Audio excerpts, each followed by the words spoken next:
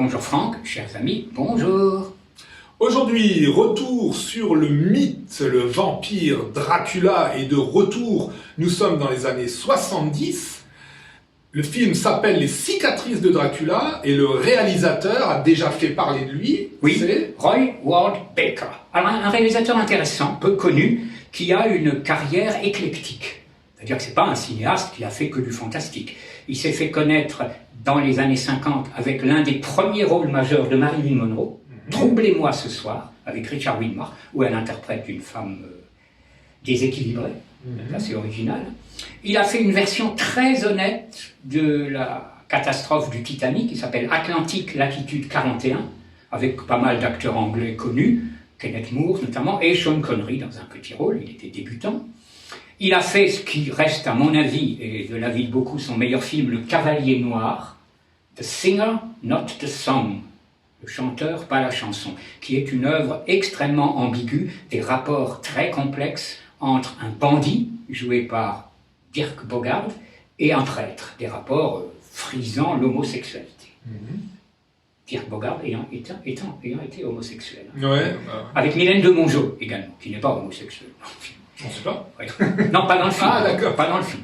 Et par la suite, donc, il glissera là vers le fantastique avec un mini-contrat, on peut dire que ça comme ça, avec la fameuse firme Hammer, où il réalisera notamment un superbe film, Les monstres de l'espace, Quatermass and the Pit, que vous retrouve le fameux professeur Quatermass, qui avait débuté dans les années 50 dans la Hammer, avec une enquête très intéressante, une ambiance très intéressante dans le métro de Londres, avec un mystère très bien rendu. Puis il fera Ces cicatrices de Dracula, que je considère un peu comme son chant du cygne. Après, il fera encore un ou deux films d'horreur, Le Club des monstres, où il y a bien Vincent Price et Donald Pleasance et d'autres, mais enfin...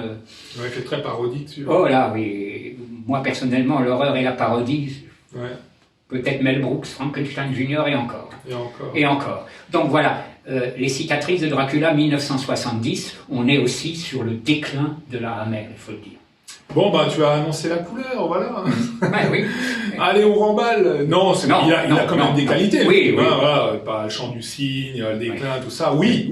Ah bah, c'est sûr que c'est le retour de Christopher Lee après quelques années. Oui. Et que malheureusement, il a été un peu déçu quand il a lu le scénario, parce que là, il s'est dit, oula, c'est quoi ce délire, quoi. Donc là, déjà, on s'éloigne un peu de Bram Stoker, hein.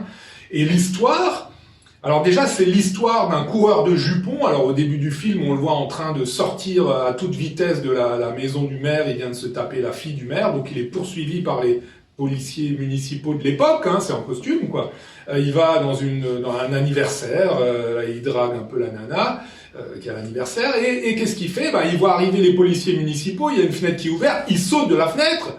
Il tombe dans une diligence. Il y a personne dedans. La diligence part.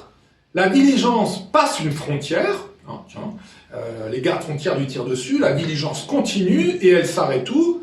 Eh ben dans le village de Dracula. Alors qu'est-ce qu'il fait, le bon monsieur? Il sort, il tombe en face d'une auberge, il rentre dans l'auberge, il voit une belle nana, il l'embrasse. Il se fait foutre dehors de l'auberge par le propriétaire, il marche dans la forêt, qu'est-ce qu'il voit? Une autre diligence. Toujours avec personne dedans. Qu'est-ce qu'il fait? Il fait une sieste, il s'endort dedans. Eh ben, c'était la diligence de Dracula. Et voilà. Et le majordome de Dracula le ramène directement dans le château. Dans la gueule du loup. Oui. Alors, vous n'êtes pas dans un épisode de Rocambole, mais vous pourriez. Ah là là là. Et ça continue. Alors, l'histoire, oui, elle est vraiment... je vous fais... En tout cas, il n'y a pas seulement l'histoire qui est rocambolesque, il y a les effets spéciaux. Ah oui, les chauves-souris en particulier. J'ai l'impression qu'il y avait déjà la Covid. Oh purée, les chauves-souris. Oh mon Dieu. En tout cas, les effets spéciaux sont dramatiques. Malgré tout, on est toujours dans les décors de la Hammer. Oui, voilà. C'est toujours la Hammer. C'est la Hammer, je disais, sur le déclin. On est en 70. Mais il y a quand même encore cette Hammer's Touch. Ouais. Elle est là. Même si on voit au début du film, il y a des plans de loin sur le château de Dracula. Oui, on voit bien que c'est une peinture. Oui. Mais c'est toujours cette touche de la Hammer, c'est-à-dire, c'est un peu ce qu'on avait aussi dans les films américains là, de Corman. Oui. C'est que on voit que c'est peint. Mais comme il y a un artisanat, c'est fait avec talent, du coup, eh ben on se laisse avoir, on se laisse plonger dans cette ambiance, et tous les intérieurs sont vraiment, c'est des très Ah oui, beaux ça c'est décors. remarquable. C'est vrai que moi, je pense que tu le sais, je l'ai souvent dit, je suis très sensible au décor dans un film. Et là, je me régale, Ouais. effectivement. Alors ça n'empêche pas de trouver de sérieuses réserves au film, mais au niveau du décor, là, on est vraiment dans ce qui fait la grande qualité de la Hammer.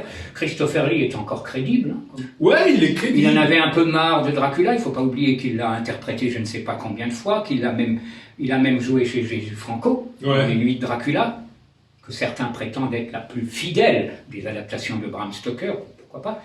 Il a même joué dans une version parodique. Dracula, père et fils, Édouard Molinaro, avec Bernard Ménez. Et puis il fera, toujours pour la Hammer, des Dracula, entre guillemets, contemporains. Dracula vit toujours à Londres, Dracula 73. Les avis sont partagés. Certains trouvent ça génial, d'autres trouvent ça nul. Bon, on va pas... Hammer, fin de course. Ouais, fin de course. Il manque... Bon, on sent que Christopher Lee... Bon, comme dit, hein, quand il a lu le scénario, il s'est dit, mais c'est quoi ce truc Donc voilà, bon, il savait qu'il n'était pas tombé dans le chef-d'œuvre de tous les Dracula. Mais bon, il y a d'autres qualités, la musique. Oui, alors je veux dire, on trouve aussi dans le film des interprètes types de la Hammer, bon, ils ne sont pas connus, mais des gueules. Ouais, c'est des visages connus. Des visages connus. Et alors, l'une, effectivement, des grandes qualités du film, c'est la bande originale, la partition de James Bernard. Alors, James Bernard, c'est le compositeur attitré de la Hammer. La Hammer, c'est une famille. C'est une famille. Les metteurs en scène, Terence Fisher, Don Sharp, Freddie Francis, Roy Baker, quelques autres, John Gilly. C'est des acteurs, Peter Cushing, Christopher Lee, Barbara Shelley, les seconds rôles dont nous parlions. Et c'est un compositeur extraordinaire, James Bernard, qui pratiquement n'a œuvré que dans le fantastique. Je crois qu'il a fait un film qui s'appelle Frontières dangereuses, d'après Graham Greene, qui n'est pas fantastique. Il y en a peut-être d'autres. Hein. Et ce qui est extraordinaire, c'est qu'il ne se renouvelle absolument pas. Mais ça fonctionne à fond. Ouais. Et puis là, on a l'impression qu'il fait un inventaire. J'ai l'impression qu'il a dû sentir qu'on est à la fin d'une époque et qu'il s'est dit, là, je vais faire mon inventaire. Il fait l'inventaire de ses musiques. On retrouve des thèmes proches du cauchemar de Dracula Prince des Ténèbres, etc. Et ça fonctionne, et c'est très bien. Ça fonctionne très bien. C'est donc l'une des grandes qualités du film avec le décor. Mais c'est vrai, tu as raison, l'histoire est complètement farfelue. C'est un film qui est inégal. Hein. Totalement inégal. Il y a du génie, c'est un grand mot, il y a des belles choses. Des belles choses. Oui. Becker est un bon metteur en scène. Bon, là, encore une fois, on est aussi en fin de carrière. Ouais, bon, c'est vrai que on peut pas comparer avec Terence Fisher ou la grande époque. C'est sûr que la lumière est pas aussi belle, c'est sûr que la mise en scène n'est pas aussi soignée. Mais bon. Alors après, il y a ces acteurs là, les deux frères. On se demande qu'est-ce qu'ils viennent faire dans un film de la Hammer, quoi. Ils ont pas du tout le type. On dirait qu'ils sortent d'une comédie anglaise, quoi. Oui. La Hammer a toujours mis de l'humour dans ses films qui fonctionnaient très bien. Là, ça fonctionne pas. Non, parce que là, Peter Cushing avait un petit bon mot. Le pince sans rire anglais, ça fonctionnait dans la avait un croque-mort qui était marrant ou il y avait des petites un cocher qui était marrant. Hein. Mais là, c'est même pas des petites notes, c'est carrément le personnage, quoi. Le gigolo qui va. On voit que c'est un rigolo, quoi. Donc on se demande. Donc voilà, c'est inégal. On peut le conseiller si on aime bien les histoires de vampires. C'est aussi intéressant de comparer justement avec la grande époque et de voir qu'il y a quand même une évolution vers le bas. De toute façon, les années 70, tu l'as dit, c'est le chant du cygne, hein, malheureusement. Voilà, c'est la fin, donc... il n'y aura plus, à ma connaissance, de Dracula, peut-être celui de John Badham, avec Frank Langella, mais les autres Dracula qu'on fera, même celui de Coppola, tu sais, avec Gary Oldman, un clip de 120 minutes. Non, mais malheureusement, le mythe du vampire a complètement perdu de sa force. Voilà. Et que ce soit Entretien avec un vampire, j'ai même vu des séries à la télé sur les vampires, enfin c'est vraiment, alors pour le coup, ça n'a plus du tout la force de l'époque. Non. Et c'est peut-être aussi avec une certaine nostalgie qu'on peut regarder ce film en se rappelant justement la grande époque et en piochant de temps en temps une scène intéressante, un bon moment. C'est tout l'intérêt qu'il y a de ces cicatrices de Dracula qu'on peut vous, sinon recommander, donc vous conseiller de jeter un coup d'œil. Pourquoi pas? Pourquoi Why pas? not? Why not? Portez-vous bien.